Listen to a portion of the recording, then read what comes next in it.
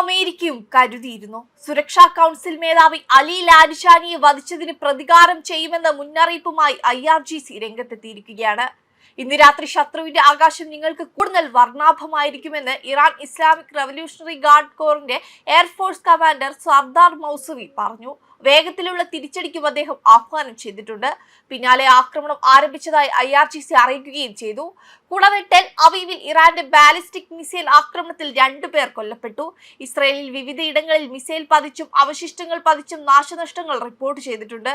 ലാരിജാനിയെ കൂടാതെ ഇറാന്റെ ബാസിജ് സേനയുടെ മേധാവി ഗുലാം റേസ സുലൈമാനിയെയും കഴിഞ്ഞ ദിവസം ഇസ്രയേൽ വധിച്ചിരുന്നു. യുദ്ധത്തിന്റെ ആദ്യ ദിനമായ ഫെബ്രുവരി 28-നാണ് ആയത്തുള്ള അലി ഖമേനിയെ ഇസ്രയേലും US ചേർന്ന് വധിച്ചത്. അതിനു പിന്നാലെയാണ് ലാരിജാനി ഇറാന്റെ ചുക്കാൻ ഏറ്റെടുത്തത്.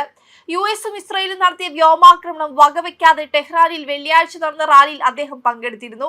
പാർലമെന്റ് സ്പീക്കറായും മുതിർന്ന നയ ഉപദേഷ്ടാവായും പ്രവർത്തിച്ച ശേഷമാണ് ലാരിജാനി പരമോന്നത സുരക്ഷാ കൗൺസിലിനെ നയിക്കാനെത്തിയത്.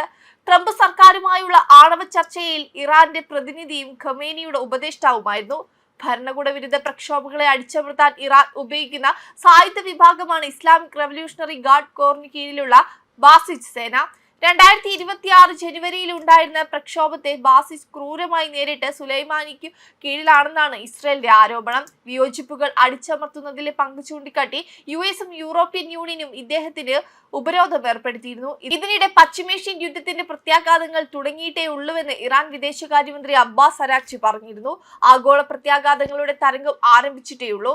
സമ്പത്ത്, വിശ്വാസം, വംശം എന്നിവ പരിഗണിക്കാതെ എല്ലാവരെയും ഇത് ബാധിക്കുമെന്നും ഇറാൻ വിദേശകാര്യമന്ത്രി പറഞ്ഞിരുന്നു.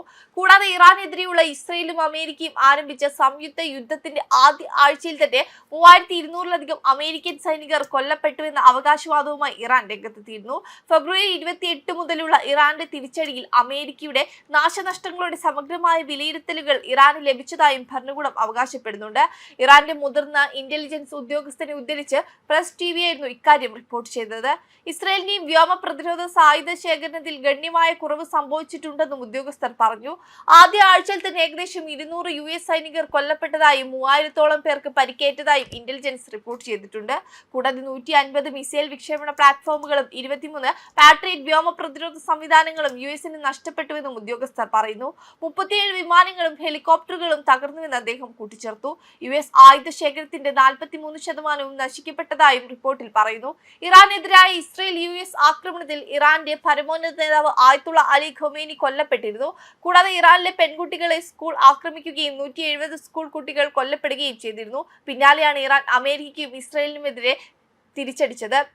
ഓപ്പറേഷൻ ട്രൂ പ്രോമിസ് 4-ന്റെ ഭാഗമായി ഇറാൻ സേന ഇതുവരെ 58 പ്രത്യാക്രമണങ്ങൾ നടത്തിയിട്ടുണ്ടെന്നാണ് റിപ്പോർട്ടുകൾ. ഇസ്രയേലി സൈനിക കേന്ദ്രങ്ങളും മേഖലയിലുടനീളമുള്ള US സൈനിക താവളങ്ങളും ഇറാൻ ആക്രമണങ്ങൾ നടത്തി. വെബ് ഡെസ്ക് കർമ്മ ന്യൂസ്.